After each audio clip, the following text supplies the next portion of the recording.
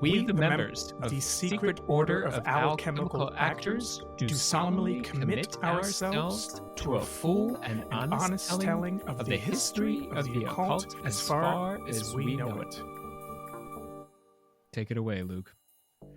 Hello, and welcome to Occult Confessions on a special interview episode. Joining us today are Judas and Magnolia, world-traveling husband and wife team of entertainers featuring escape artist stunts, fire, music, and more. And you are listening to the dulcet tones of Luke Kinnaman, our producer Discordia. My name is Dr. Rob C. Thompson, your supreme hierophant of the Secret Order of Alchemical Actors. Now, I have a few questions for Judas and or Magnolia about that bio you just gave, Luke. Is it all right if I go ahead and interrogate a bit here? Let me start with this and more. What's in there? What happens in the more? Well, we do a few things in the more. We do theatrical seances, so we reenact seances from the end of the 1800s. We also do mind reading shows, face painting, balloon animals, and that kind of thing. Two of those things I mentioned probably apply to this show more than the latter. Yes. All right, and that would be the face painting and balloon. Exactly. That's right. That's the show we're on, right? Yep. That's all we talk about on this show is face painting and balloon animals. All right, now fire. In what context is there fire? Yes, and so we actually incorporate fire into many of our shows. I think currently the festival that we're at, I am using fire fans. I'm spinning a fire hoop, and I have a fire levy wand. I think that's all we have out here right now. Many of our stage performances start out with Magnolia singing in Latin and dancing with fire. That's right. You need that hook because you know that escape artist is not always going to get them. And to make sure you're far enough away from the curtains. I mean, it just makes things more exciting, really. And whatever I set on fire, as long as I say, I meant to do that, it's usually fine. The audience is right there with us. So as she's on stage dancing with fire, I'm normally standing beside the audience, and whoever I'm standing next to, I always lean over and say, 2 weeks ago, she burned the stage down. And they always look at me and say, really? And before I can answer, I go on stage. You got to keep them on their toes. That's what we're here for. So where have you been most recently? Where are you headed to next? Talk about the travel a little bit. Well, right now we're at the Sterling Renaissance Festival in New York. It sits on the Great Lakes. It's a beautiful show. It's been around for decades and decades. After this, we will drive to Ohio, get ready to do the Ohio Renaissance Festival. I'll fly over to Utah, do a little show in Utah for a little bit, and we'll return to Ohio and do its 9-week run. So if folks are at a Renaissance Festival, they might as well check and see if you're going to be there. There's a good chance we'll be there. We perform at festivals across the country, everywhere from Utah to New York and places in between. That's fantastic. All right. So today's topic, though, you're both very interested in Houdini, the history of Houdini. We are. But I thought we were talking about balloon animals. So we were prepared. Surprise. Houdini did make a mean balloon animal, as I recall. Yes.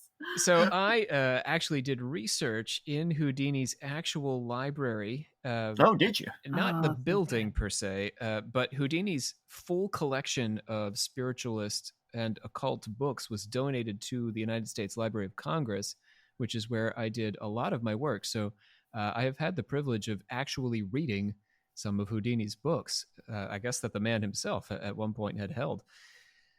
So I'm very excited to talk about this topic with you. So tell us a little bit about Houdini. Well, first I want to start with a little Houdini story regarding his stuff. Oh, sure. So he was very secretive, and he wouldn't let anybody look through his books for his props while he was alive, obviously. One story takes place in St. Louis. He was taking a train through St. Louis. He was going to do a show out west somewhere, and the train breaks down in the St. Louis station. So they want him to get off, get on another train and go. But they want him to be separated from his props. He was very secretive. He didn't want anybody looking through his stuff, figuring out how he did things. So instead of going onto another train, he went in front of the broken down train and grabbed a hold of the tracks and refused to let go so that they couldn't move the train. until the train was repaired. And they got workers for the train station to come out to try to pull him off. One of his claims to fame was that he was the strongest man in the world. And this might be an instance of that coming into case, because they had upwards of a dozen men trying to pull him free from the tracks. And they couldn't budge Houdini. So they just let him stay there until they repaired the train. Then he got back on his original train so he wouldn't be separated from his equipment. Wow. What was in there? What did he? I've read these books. What was in there he didn't want people to see? Well, we think about him as an escape artist, an illusionist, but he was also an incredible creator. A lot of the stage illusions that you see at modern magic shows were created by Harry Houdini.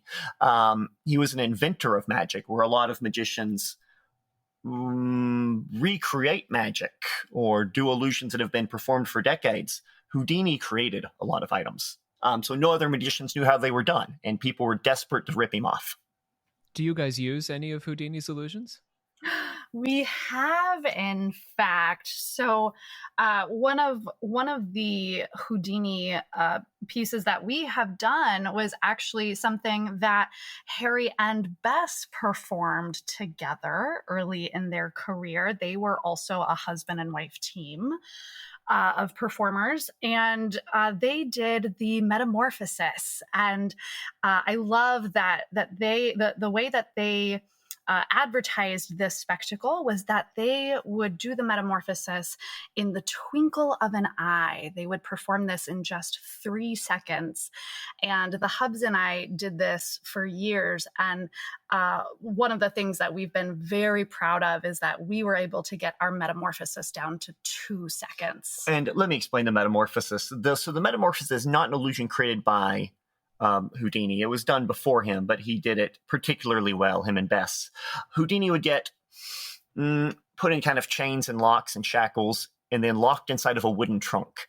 And Bess would stand on top of the trunk. She would pick up a screen or a sheet. She would lift it up above her head and she would drop it. And when she dropped it, suddenly Houdini would be standing on top of the box, free of all the shackles. He would hop off the box, unlock it, open it up, and in the box would be Bess wrapped up in chains. That's pretty cool. Would you be amazed, Luke? Oh, I'd be amazed, maybe a little terrified. And aside from that, we also do underwater stunts that were popularized by Houdini and that kind of thing. Yeah. That would actually genuinely terrify me. Do it 4 times a day, every Saturday and Sunday. 4 times the terror. So, I mean, our show. We don't like to assume that anybody knows anything, going into a topic. Tell us a little bit about who Houdini was. Sure. So where to start? So if we start from the very beginning, Houdini was actually born as Eric Weiss. He was born to Rabbi Samuel Weiss and his wife Cecilia in Budapest, Hungary. And that was in 1874. He was born on March 24th. And so Rabbi Weiss, his father actually immigrated to Wisconsin. He led a small Reform congregation. And at age 9, hold on, let me back up a little bit there. I think something to make clear, Houdini was a lot of things. And we want to pose the picture here because it's going to become important later for the conversation. He was very close to his mother. His father died earlier on, and his father was sort of always an aloof figure in his life. But Houdini was particularly close to his mother. His father never learned English, and there was always kind of a linguistic barrier between Houdini and his dad. So that might have been part of why there wasn't a close bond. So that's his early life. Moves to the United States. And then pretty early on, performance starts. He joins like a local children's circus with his brother. And I believe his first tagline was something like the Prince of the Air, because he originally did trapeze. Yeah. Eric, Prince of the Air. And then at a pretty young age, he takes on this name Houdini. And that is an homage to actually a very famous magician someone who's actually considered by many to be a father of modern magic as we know it today. And this person was French. His name was Jean-Eugène Robert Houdin. But it's the second part of his hyphenated last name is spelled Houdin. So to us, it would kind of look like Houdin or Howden. And Eric, at a young age, had learned that if you put an I on the end of a name, it's like kind of taking that name, but like as an homage, right? Like as out of respect to that person. So he took on the name Houdini as an homage to his not quite mentor, but this magician that he looked up to so much. And we're talking about Houdini a lot as a magician here, but he was so many things for his life. He was a circus performer, a movie star, a pilot, a medical test subject, the son of immigrants, and most of all, and I think it's going to be important for the conversation later, he was a master of self-promotion. It's kind of hard looking through a lens of history to figure out exactly what Houdini believed as opposed to what Houdini promoted himself to believe. He would have definitely had a podcast if he was alive today. He would have had he was a cultural phenomenon, and he tried to grip the American imagination and hold on to it as tight as he could in whatever form that was. And throughout the decades, that form changed as forms of media rose and fell. Whatever the new one was, he would put his claws in it. That's sweet, sweet publicity. Gotta stay relevant, y'all. Well, I mean, part of what's interesting about Robert Houdin to me is I've read his books. Robert Houdin recorded how he did some of his illusions at the end of his life. So I imagine Houdini just picking up these books and saying, oh, yeah, I could do that. I could sell this to people. Yeah, exactly. I believe it was the Metamorphosis, one of those in particular, that was done by Houdin that Houdini picked up. Yeah, yeah, and he was also very interested, this Houdin, in debunking some of the mediumship, which we'll get to later. But took lots of inspiration, I think, from this guy. Anyhow, so carry on. Then what happens? I guess it's going to be a question of how much detail of his life do you want? So we can kind of go like a few years by few years. We can give you major points. How would you like to digest Houdini here? Well, I mean, we want to get into the mediumship and that whole situation with mom and the that conversation. But before we do, maybe let's just end his life. How does he die? Well, somewhere in the middle there, he's going to meet his wife, Bess. That's an important part. That happens before the passing of his mother. As you mentioned, the passing of his mother is going to be a big turning point. He's going to meet Sir Conan Arthur Doyle and Lady Doyle. That's going to also be another big change. But let's skip to the end. Yeah. So he died on Halloween, and that's a remarkable thing for a couple of reasons. First, magicians always mark it with Houdini seances. But it was also prophesized by a New York medium that he was in a feud with, that he would pass away on Halloween. Wow. Now, he was at a university. He would tour universities giving shows. A lot of performers still do that today. And as I mentioned before, he marked himself as the strongest man in the world. And one of the ways he would do that would be by finding the largest man in the audience, inviting that man on stage. Then Houdini would rip his shirt off and he would flex. He would hold his hands above his head and he would flex his abs. And he would invite whoever the man was he got up on stage to just wail on his stomach, to punch him in the stomach. And Houdini would laugh and send the man away, and it would have no effect. As one of his hallmarks, that he's the strongest man in the world. Now, he's doing this show at a university, and he has a fan come up backstage to have an interview with him. And Houdini's sitting in a chair, if the record goes right. And the young man punches Houdini in the stomach. So he'd seen it done during his show before. And Houdini's not ready, so he hadn't flexed. He wasn't ready to take a blow like that. And he had probably already possessed an inflamed appendix, unbeknownst to him. This blow would have caused the appendix to rupture. So the show goes on. Houdini's in pain. He goes out on stage. He's performing the illusions, and he collapses on stage. He passes out from the pain. His stage manager comes out and picks him back up and wakes him up. And Houdini continues on. He passes out again, and the stage manager comes, picks him up. He finishes up the illusion before mid-curtain, and during intermission, once again, falls over. He's roused back to consciousness, finishes up the show, and then he's rushed to the hospital.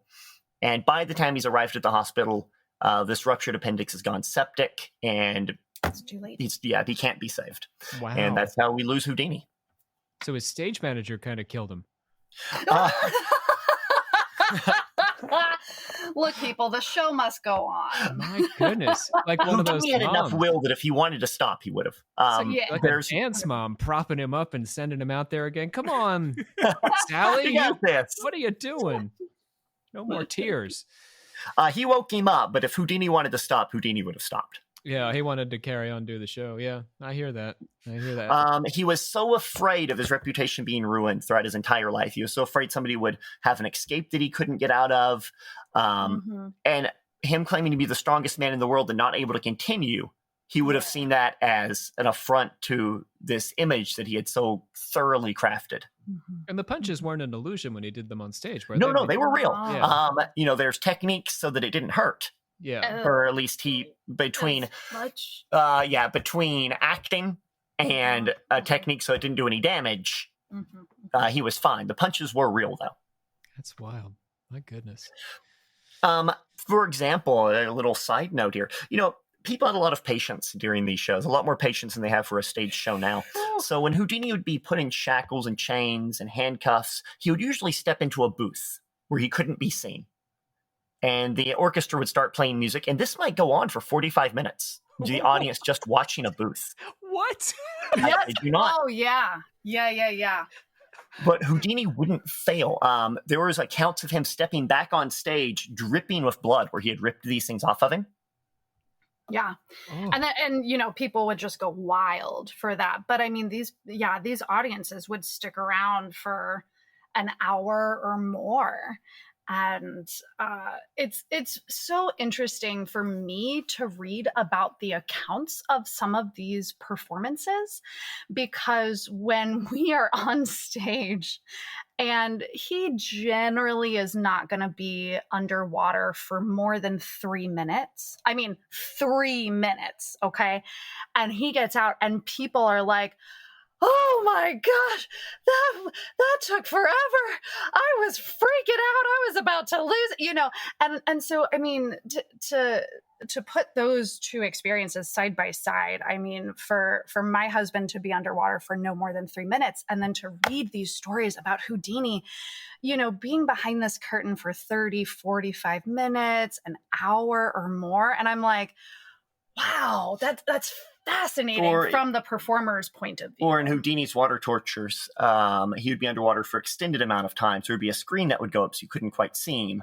But still, he would be underwater for an extended amount of time where people would just watch with bated breath. Wow. It says something about the modern audience and the attention span that we possess. Changed a lot. So, Luke, any questions on the life of Houdini before we get into the occultism and mediumship? Well, and this is something that Judas, you and I had spoken about a little bit before. You had mentioned how impactful Houdini's mother was, and do you think like his passing of his mother led to a lot of his involvement within kind of mediumship? Oh yeah, absolutely.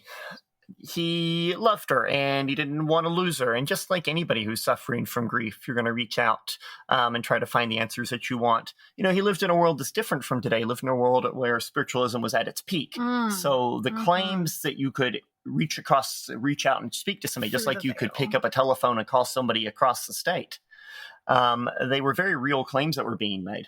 So he on one level had a reason to disbelieve it, because early on he did spiritualist shows where he reenacted a lot of the tricks that mediums were using to fleece people of their money. And he would later call upon that when he goes into his debunking mode. But at the same time, he wanted to believe it. And it's hard to convince somebody something's not true when they want to believe it. So did he have, let me say, predispositions to be interested in occultism before this whole, death of the mother situation gets him interested in spiritual? His father's a rabbi, so he grows up in a very spiritual home. And he's living in a society where spiritualism is rampant. Yeah. So there's a couple of flags that say, yeah, he has a predisposition to be like, yes, I grew up in a house where we talk about spirituality. Society is hyper fixated right now on communicating with the dead due to a pandemic and wars and everything that had just unfolded. And he has a personal grief where he doesn't want to lose his mother. She was sort of the rock that solidified much of his life. And for our audience, I want to be very clear. When we say spiritualism, we are talking about an American religious movement that really kicked off big time in like the 1840s with the Fox sisters, gained a lot of popularity with the book The Gates Ajar around the 1860s. You've got to keep in mind that the American Civil War was going on at this time. Everyone had lost someone. You've got a nation in grief, and spiritualism was huge, and also jumped the pond. I mean, it became a really big thing in the UK as well, and that continues through the turn of the century. So, I mean, this is Harry Houdini's timeline. These things are right there, interwoven together. Because at the time of his mother's death in 1913, really only a handful of years have passed from the heyday of spiritualism. Really, we're still living in the same generation there. And there are still, I mean, today even, you can go to spiritualist communities like Lilydale in New York or Casadega in Florida. These places are still around. But I mean, at this time, at the turn of the century, early 20th century, these places were huge and they were booming and they were destinations. And I mean, so yes, he might have had some predisposition because of his, very religious, very spiritual background, but also, right, like this is prime time for American spiritualism. And then with the loss of his mother, yes, it's kind of this, this perfect storm, this melting pot for Houdini to become what he became and do the things that he did. So tell us a little bit about Mom. What happens when Mom dies? So Mom has a stroke, and she passes away. I think we've got some notes here, some notes between Houdini and his brother Theo. He refers to his brother Theo as Dash. That's Theo's nickname. One is going to come and it says something along the lines of, Dash, it's tough and I can't seem to get over it. Sometimes I feel all right, but when a calm moment arrives, it's just as bad as ever. I can write all right when I keep myself away from heart-rendering subjects, so we'll try to avoid it if possible. But I have to write to my brother once in a while about her, whom we miss, and for her, whom I feel as if my heart of hearts went with her. There were accounts, some of these are maybe fictionalized by him. Like I said at the beginning, we kind of have to see everything through this lens of over-the-top promotion. But he would tell stories of, like, in his most desperate moments of escape, seeing visions of her, as if she was still reaching out to him.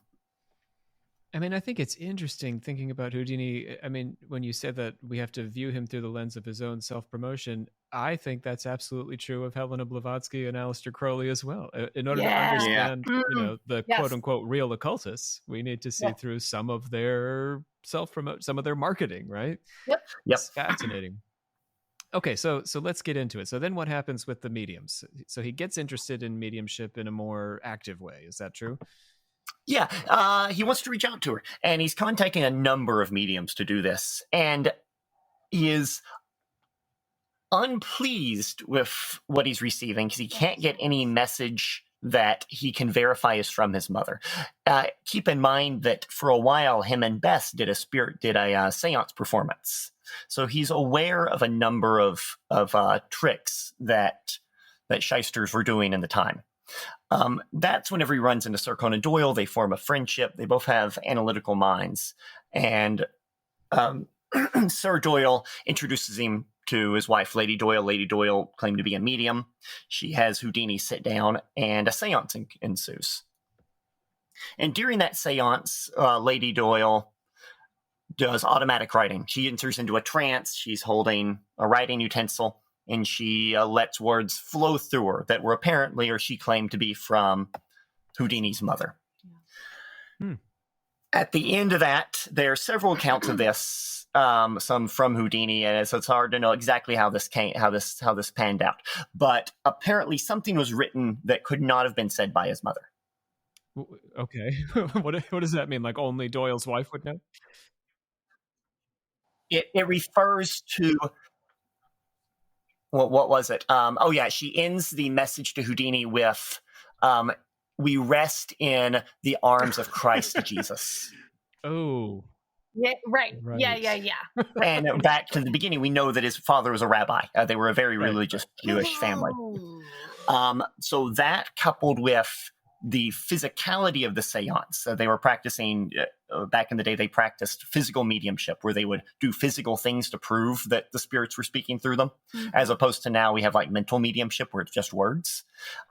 Houdini was familiar, being an illusionist, with many of the practices of the physical mediums. So the things that Lady Doyle was doing were things that he could reproduce and that he had done himself during his own seance shows. I mean, it's worth noting here, since we're talking about Doyle, we did do an episode on Doyle. I always view Doyle as sort of like the mirror image of Houdini and his attitude towards spiritualism. Doyle, I think, lost a son, and he was wildly gullible about any claim anyone made to Doyle. He pretty much said, "Yep, yeah, that you can do that. That's real. That's dead people. I believe it." Whereas Houdini did not feel that way. Houdini wanted to feel that way. He wanted to. Again, hard to know if how honestly Houdini bought into spiritualism. Because during that point, this is about a 7-year period between the instance with Lady Doyle and his mother's death, where he would have been in this. He was looking again for reasons to be relevant in culture. Spiritualism was peaking, and it's hard to know how much he was jumping onto the spiritualist train in order to gain recognition there, or that coupled with the loss of his mother and him wanting it to be true, or how much he felt for it. Different authors write it in different ways. Some say that Houdini's belief in it was never genuine. Others say that it was originally genuine and turned through the experience of Lady Doyle. I mean, going back to your history of spiritualism, we sort of have to look at it in waves. There was, that early religious movement that the Civil War sort of like distracted us from, but it kept going through the 1880s. And then, like you're saying, there was a resurgence, particularly as we were leading up into the world wars again, when people got interested in popular spiritualism again. So it did have a kind of downslide in the 1890s, the Gilded Age, in the early part of the turn of the century. But then as a popular, it sort of like was different, I think, when it came back in the 20th century. It in many ways looked a little bit more like what we have today. Like it was more popular entertainment. Even though the religion of spiritualism persisted, that became a sort of esoteric version of mediumship, whereas the popular version, what Houdini was experiencing, would probably be more like stage shows. Am I right? Well, Houdini did several stage shows as exposés, but as far as what you would have encountered, it was still at that point physical mediumship and like lowly lit chambers, if I understand correctly. Right, yeah. They were still doing like table tipping. They were still doing spirit slates and that kind of thing. Yeah, physical mediumship, to my mind, which developed in the 1870s, is more showmanship than anything else. Oh yeah. But the nail got put in the coffin of physical mediumship. Houdini had a big hand in that through his exposés. Like that's the reason if you go to like Lilydale now, the spiritualist city, you won't see any spiritual or any physical mediumship. In fact, they have a rule against it. I actually did attend one workshop in Lilydale that was very light physical mediumship. You're exactly right. Most modern spiritualists will say that physical mediumship is a lie, that anytime you see it, it is a fraud. I watched a guy try to materialize the faces of spirits on top of his face in Oh. ultraviolet or red light in red light. So I've read about that. Oh my gosh, I'd love to see that in person. it was something. But your eyes cross staring at his face in this very low light, so it's very hard to tell. Anyhow, so you can there is a medium out there who's still doing it. I don't remember. I might have to look for that. Goodness. A Cassadaga medium, which the Lilydale mediums look down on the Cassadaga mediums, but anyhow, yeah, that's a whole nother whole other thing. There's always the Catholics and the Protestants, no matter where you're at. Right. But so back to Doyle. So we're done with the Doyle seance. Didn't go so well. Then what happens? That's when Houdini returns to the U.S. and his campaign of anti-spiritualist, referring to, going so far as to refer to anybody who conducts a seance as a vulture preying upon the morning. And this is also, I think, back to painting him as the self-promotion guru that he was. His place in motion pictures was coming to an end right at the same time. He for the time he was a movie star. There were all kinds of Houdini films, but the film that he was in they're going out of style. Talkies were coming into style, and Houdini his entire life spoke with a heavy accent. So that style of movie was not really available to him. So he had to pivot out of that and find another way for over-the-top self-promotion. Well, can you just give me a sense? What were these movies like? Was it like his stage show in a movie, or was he playing characters? It would be Houdini and the Iceman. Houdini's escape from the pyramids. They're kind of hilarious. You can still find some of them. For example, it might be Houdini going to Egypt to go see the pyramids, and all of a sudden strange Egyptian occultists kidnap him and bury him below the pyramids. And then he has to escape. So then there would be one scene during the movie of him doing an escape stunt from whatever device he's put in. Yeah. I love it. He was not a great actor. He was very stiff. That's fantastic. Okay, so the movie if you look up these movies, know that you will be watching them for the lulls. Because it's a situation. There you go. And not only movies, he was a literary figure as well. There were a number of books produced, like adventure books, based around Houdini, in sort of the same format, where there would be a story. Houdini would get put in trouble. He would have to escape from something. And all the Houdini stories were ghost written by H.P. Lovecraft. You're kidding? Oh, not at all. Nope. Wow, that is so cool. Yep, small world, isn't it? Now I gotta find those. Yeah, that's really something. In particular, look at the Houdini escape from the pyramids. That's the one that's one of them that is the easiest for me to find, and definitely written by H.P. Lovecraft. But so were the other ones. Anyhow, so his movie career is not going so well. People have had enough of that shtick. Yeah. Talkies are in. He can't really compete there. He needs to find something else to do. So then he starts his campaign, and his campaign is going across America, town by town, exposing mediums and getting into very public feuds with any outstanding medium he can find, like famous ones in New York. He would go as far as to send people ahead into towns, and he would have those confederates of his sit in on whatever the local medium was doing, the seance, and record the physical mediumship that she did. So when Houdini arrived in town, he would reproduce the seance, but live on stage. And he would, usually the medium would come to the show, just out of pure curiosity, the medium would come to the show in almost every town. And so midway through the show, Houdini would stop the show and he would point out into the audience, and you have the spotlight turned to the medium. And he would start calling the person out. Live in public. Imagine the showmanship of this. If you're there in the crowd to watch this. Houdini's bad-mouthing this person, showing their secrets, and all of a sudden he points into the audience, and the spotlight turns on the person he's talking about. And so, one example of this was in 1924, in July of 1924, Houdini had a sitting with one of the most celebrated mediums in Boston. She was known as Marjorie. Her name was Mina Crandon. And so Houdini is convinced that she's a fake.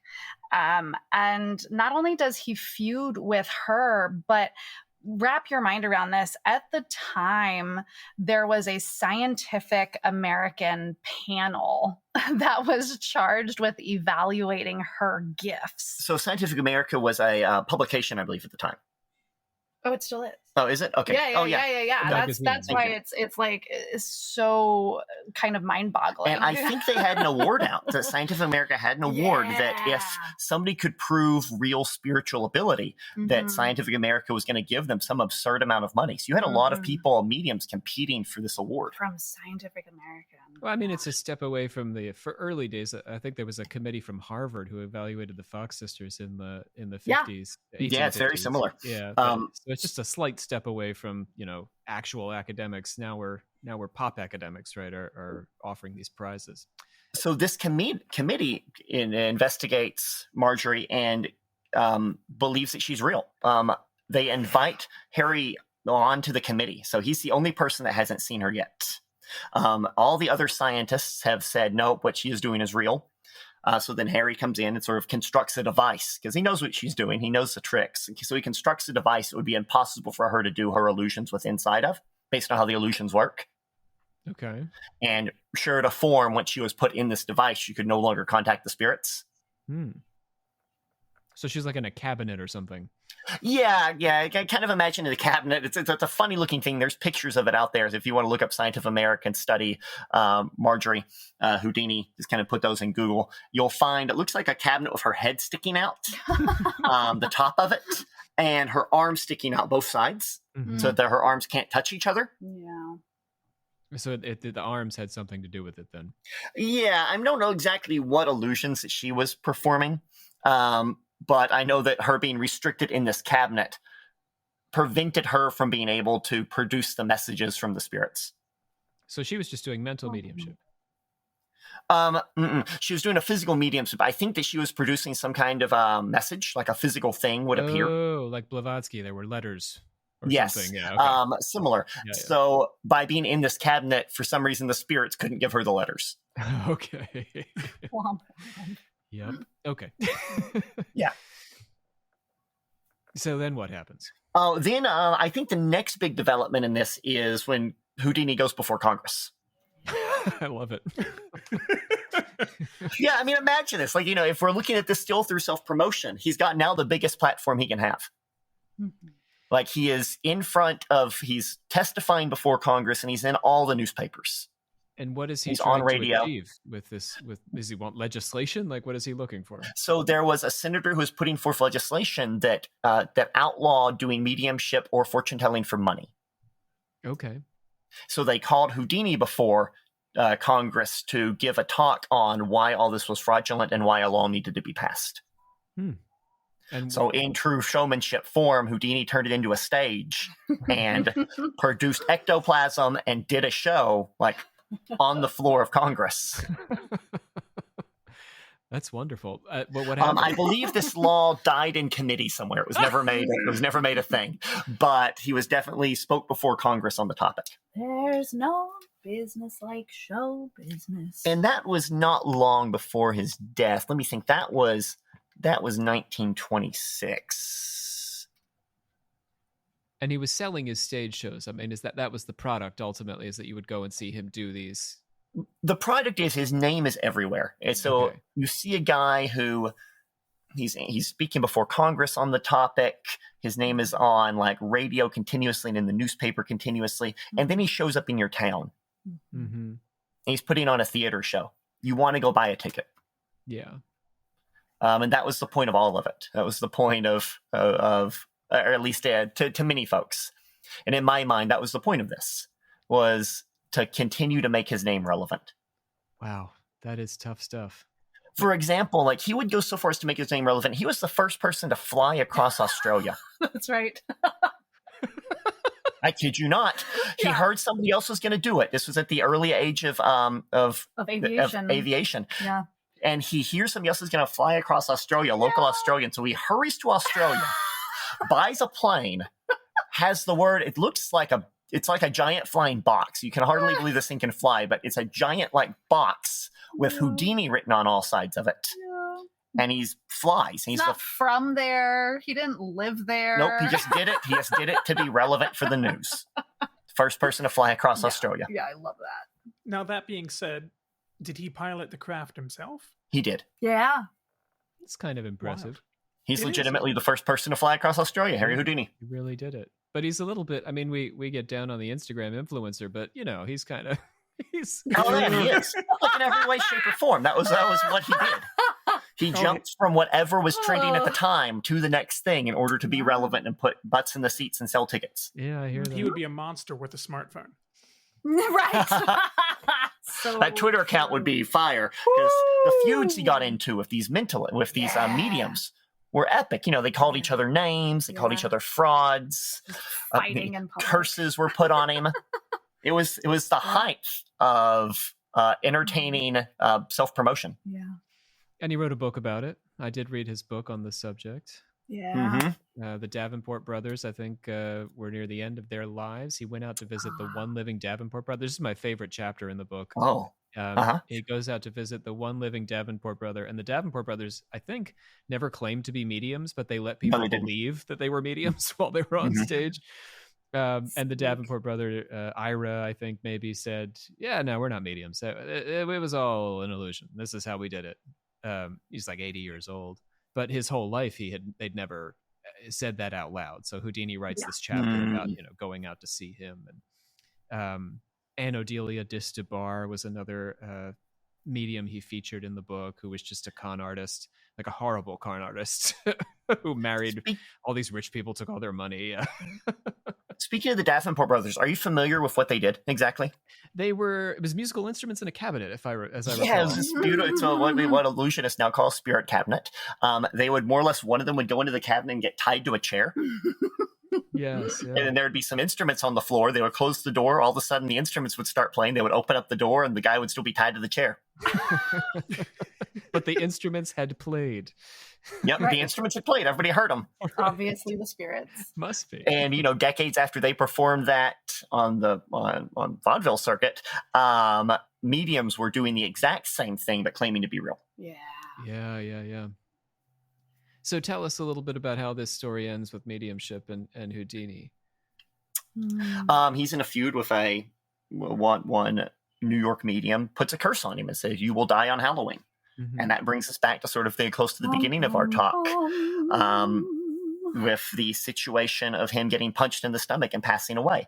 Yeah. Now, him and Bess, they had a code word because he knew as soon as he died, mediums would jump all over it and say they spoke to the spirit of Houdini. Yep.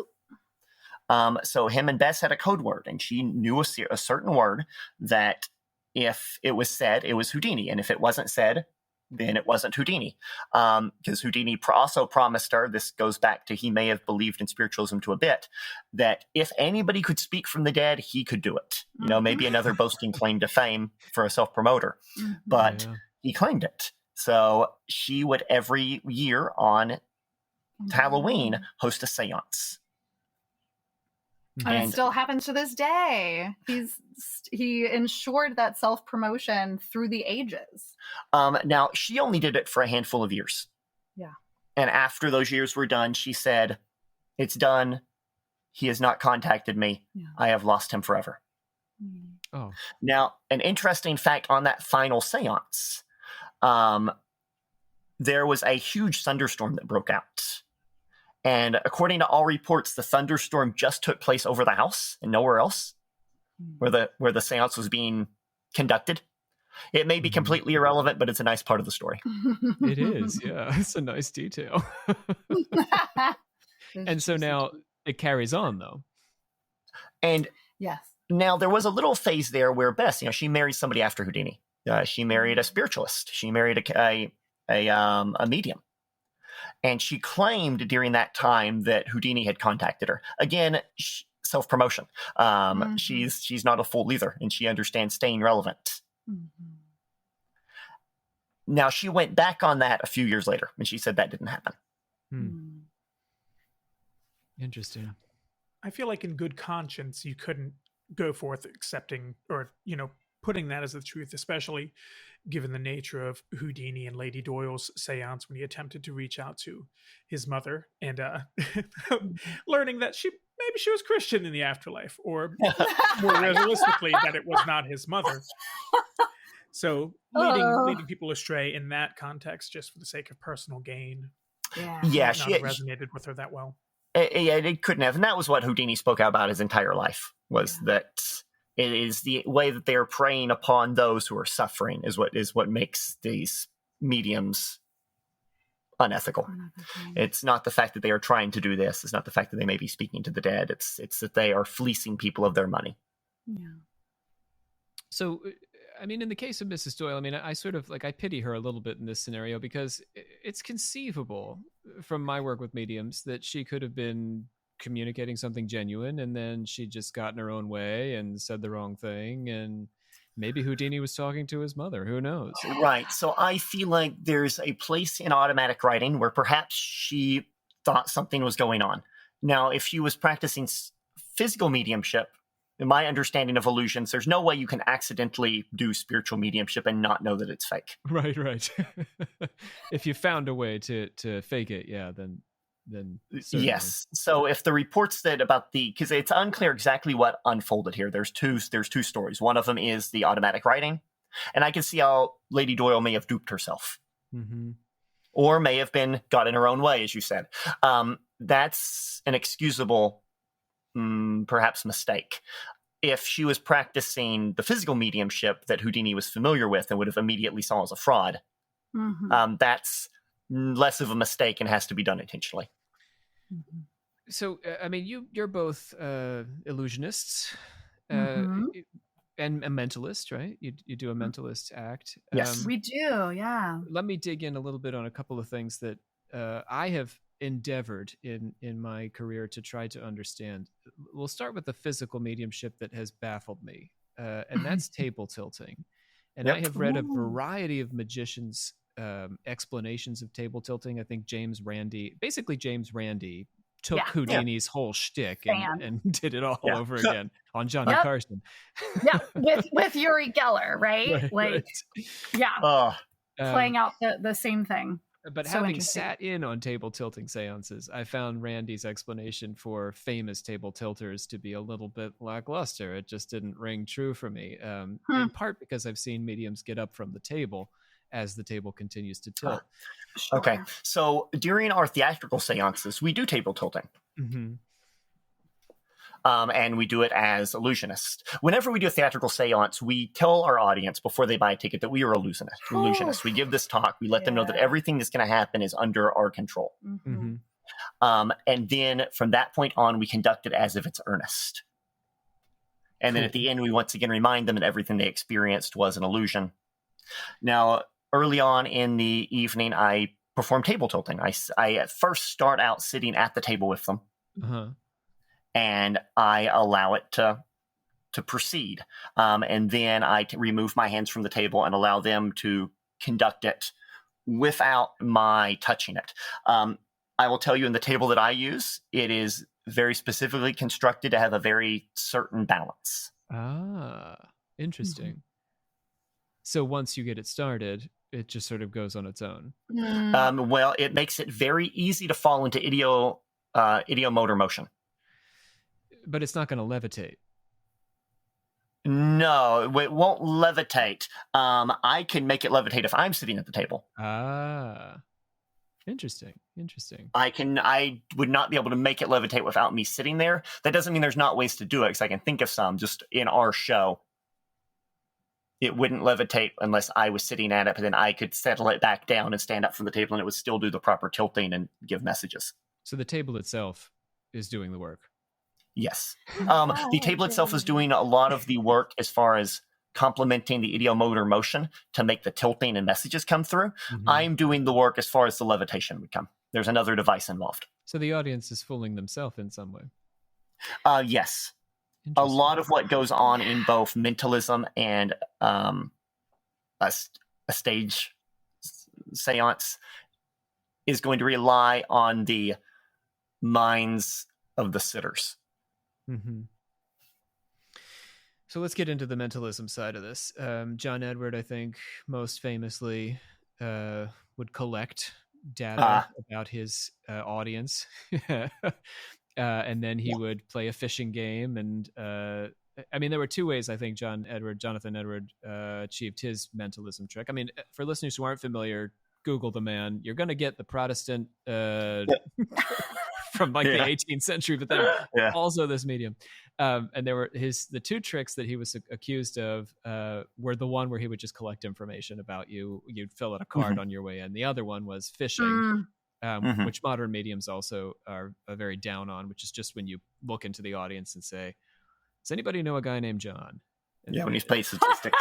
Somebody's going to know a guy named John. So was he, tallish, short? He was a shortish tall.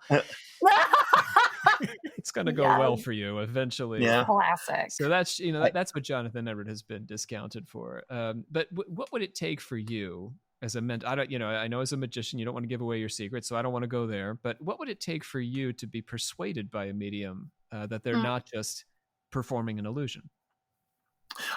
It would be really simple. And, like I've been to Lilydale and I sat through some of the people who are considered to be the best, like the president of their college of mediums. Mm-hmm. And I asked for one thing, and it's just to tell me something personal that isn't on social media. Okay. Tell me something very personal that isn't publicly known. Yeah. How does that go? Which is hard. Does that go well? Yeah. No, it didn't. No. He told me the name of a friend who had passed, but that friend's name again is on social media. He couldn't tell me anything about the details or how we were connected. Okay. It went poorly enough that he gave me my money back. Oh no. Oh wow. Yeah. My goodness. And I don't think I've got a very high threshold. I just want to know something that I am sure is not public knowledge. That seems like a quite fail-safe way to approach it, though. Right. Yeah. So you've heard nothing at Lilydale then that has impressed you? Unfortunately not. I went to Lilydale with really high hopes, being a mentalist. I wanted to see how I thought the people who might be the best in the world at this do it. Mm-hmm. And the level that I saw was very disappointing. So do you think that they are performing a kind of mentalism, or... I believe many of them are performing a stage act that they believe themselves. I believe many of them are fishing, and they think that they are connecting with spirits. I see. And so I want to go back to something that the Hub said earlier, and we have experienced this ourselves. You are not going to convince someone of something that they don't already want to believe. That is true of Houdini. That's true of Sir Arthur Conan Doyle. That's true of our audience, even in our own our theatrical Victorian seances. We begin the evening saying, hello, welcome. This is a theatrical Victorian seance. We are using many of the same methods that we know performers used in the late 1800s and around the turn of the century. We're going to reenact this as though it were in earnest, right? We do the thing. At the end of the show, we remind them again that we are magicians and illusionists. And we even say, if you later see someone who is, doing these same effects and telling you that they are sincere, remember that you saw a magician do the same thing, right? So we're basically saying, please don't let yourself be hoodwinked. And even after all of that, we have had people, like we had a woman once who had to leave the seance because she literally just started crying because she was convinced that it was her mother, like her mother had just passed, and she was convinced that her mother was speaking to her through the cards on the table. You know what I mean? Like I've had so many people come up to us after these seances and just say, how amazing it was. And so that's the same at Lilydale, like we had a certain experience, but there were people there who had a great time. They were like, I know that was my grandfather speaking to me, right? So it's really about the people who are sitting there. Mm-hmm. So much of it is in the minds of your audience. And I think for us, like, that is a big difference between, like, something we had talked about was, is there a difference between mediumship and mentalism? And I think to some point, some of the techniques are different. I think there are many overlapping techniques, but I think ultimately, if you go to a mentalist show, if someone's calling themselves a mentalist, they are a magician. And generally, the audience knows they are consenting to going to see a magic show. But if someone's calling themselves a medium, then the audience is not necessarily aware and consenting that they are going to a magic show, right? Mm-hmm. So I think those are some of the biggest differences there. I hope all that makes sense. Yeah, That was no, absolutely. Yeah. Even during our mind reading show, our mentalist show, we're at a festival, we're doing mind reading at a festival, and I'll have people in the middle of the show stand up and start saying, "Hallelujah." Amen. Yeah, that's happened. That's real. Because people believe what they want to believe, even if you try to dissuade them otherwise. We see that in modern politics and conspiracy theories all the time. We'll see that people will believe the thing that they want, regardless of facts presented in front of them. So true. That Jesus is talking to you? I don't understand. Why are they saying hallelujah? I don't know, man. Okay. I don't know. To be clear, on our show banners, it's actually a devil whispering in his ear. So I don't know. But they still say hallelujah. They do. I mean, and ultimately what you're both performing is a kind of cold reading, right? You're reading people. No. I have many techniques that are pre-show techniques, that are live, that are happening during the show, things that are dual, what magicians call dual reality, that the person that I'm reading understands this being said in is one way, the rest of the audience understands it another way, and it looks way more impressive to the rest of the audience. Oh, interesting. There's a lot going on during any of our shows. Some of it's very low tech, some of it's very high tech. Yeah. So, maybe let me put it to you this way: if I brought you into a room and said, there's a person on the other side of that wall. Can you tell me something about that person? Can you? No. Right. Okay. But a medium would claim that they might be able to. Say again. A medium might make the claim that they could. Correct. Yes. And that's the difference. Is I cannot. I do not possess any powers. I mean, I not to take anything away from you, Judas. I think that's amazing. I mean, the ability to convince an audience in that scenario. I'm always amazed by mentalists. I think it's a really fascinating and high level intellectual skill. So neat. Not only that, but convincing them after you've kind of put forth that disclaimer at the beginning of your performance. Yes. Right. Yes. Yeah, exactly. It's very interesting. So, I mean, we do have a lot of supernatural believers out there. Where you two fall on that? Or is there supernaturalism in this life, in this world, on this plane? That's such a great question. So I touched on this topic just last weekend out here at the festival. And actually it was in a conversation where Lilydale had also come up, and I was talking about, how we had gone there specifically as magicians and illusionists, right? Like for us, this was like a homework assignment, and like we're coming in a very specific way, right? With like a specific context and looking at these things. But I said in that conversation, and I want to say now, that just because my husband and I are magicians and illusionists, and we do create a lot of these things, that doesn't necessarily mean that I don't believe at all, that none of these kinds of supernatural things are possible.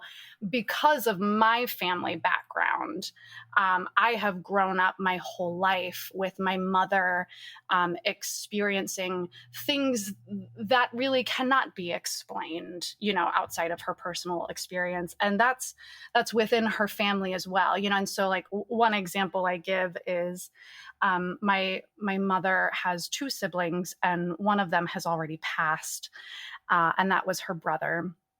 And so every year, my uncle visits his sisters, my mother and my aunt, on his birthday in different ways. He was much closer with my aunt when they were alive, than my mother. So she generally gets, like a full vision, right? Whereas my mom will just usually like smell him or, sense him or something, right? And she's got so many of these kinds of stories. So I want to be clear that like, I do think people experience things that we cannot explain. And so I'm not personally one of those people that like, thinks everyone is a fraud. I just know that there are magicians and illusionists out there too. Yeah, I can tell several stories of interesting happenings at our theatrical seances that I don't have explanations for. That's true. I'd also... okay, I will. I also want to say that just because wigs exist, that doesn't disprove the existence of hair. I like that. I like that. I happen to make wigs, so I can identify them very easy. But sure, people can grow their own hair. Okay, yeah, so a few stories. What was that? Regale us. Okay, one example, I start out most theatrical seances by an item that I call a tripendulum. It's more or less a stick that I hold horizontally with 3 pocket watches dangling from it. And it's an old magic trick, and I have the pendulums all move in different directions at the same time with me holding my arms still. And I use that to show that there are spirits here moving the pendulums. One time in particular, I called out to the spirits to move the pendulum, and just the chain snaps and the pendulum falls. Oh. And I go, okay. Another time, it was during glass moving. So say it's a predecessor to the Ouija board. More or less, I've got alphabetic cards with letters scattered around the table. Everybody there's an upside down wine glass in the middle. Everybody touches the wine glass moves around, sort of like a Ouija board. At one point, we're doing that, and it spells out a name, and I think nothing of it. Then that group leaves, and I have another group come down the stairs for the next show. And during the next show, those 2 groups don't overlap, but the same name is spelled out. Whoa. So that's a neat one. That is a neat one. Another one, the finale of our show takes place in absolute darkness. So everybody's around the table. We all have our hands held. It's completely dark. In order for me to do that, I've got to usually take light bulbs out and, make the building proper for complete darkness. Uh-huh. So one time I'm getting the show ready beforehand. I take a light bulb out. I put it on a chair. I walk over. I flip off a light. And then I hear ding, ding, ding. And I turn the light back on. And the light bulb had somehow left the chair and was on the other corner of the room. Now, the way light bulbs are shaped, they can't roll. They can only move in a circle, right? They can't roll across a room. So situations like that. So we've had a number of things that have been unexplainable that have occurred during or right around theatrical seances. So it's conceivable the spirits are messing with you. Maybe so. They may not like me pretending to talk to them. Right. Oh, I mean, there's some occultists out there, our chaos magicians, I think, maybe believe that if you fake it till you make it, maybe you guys are so engaged in the faking of it that you might be doing a little bit of the making of it. Well, maybe so. I don't have, baby. Yeah, really. I don't really have evidence one way or another on it, but I do know those were strange happenings. Right. Yes, indeed. Any last thoughts, Luke? Any last questions? No. I mean, I'm just thankful for the opportunity to speak with you guys. Yeah. Oh, you're welcome. We were happy to be on and chat. Thank you so much. Yeah, this is a very cool conversation. Anything you want our audience to know about, where they can find you, where they can connect with you? Yeah, so you can find us at judasandmagnolia.com. That's Judas like the apostle and magnolia like the tree. You can find us on Facebook and Instagram and Twitter and TikTok. We're mostly lurking, but we're there. We are there. So yeah, reach out to us. We love connecting with fans all across the country and around the world. Very cool. Very cool. Thank you both. I echo Luke. This was a very fun conversation. Excellent conversation. I think eye-opening and insightful. And yeah, just a delight talking to you both. So, our pleasure. So much, Thank you. Guys. That's Judas and Magnolia. My name's Dr. Rob C. Thompson, joined by Luke Kinnaman, as always, in the interview chair. Luke, say goodbye to the good people. Bye-bye. We'll catch you next time here on the Cult Confessions.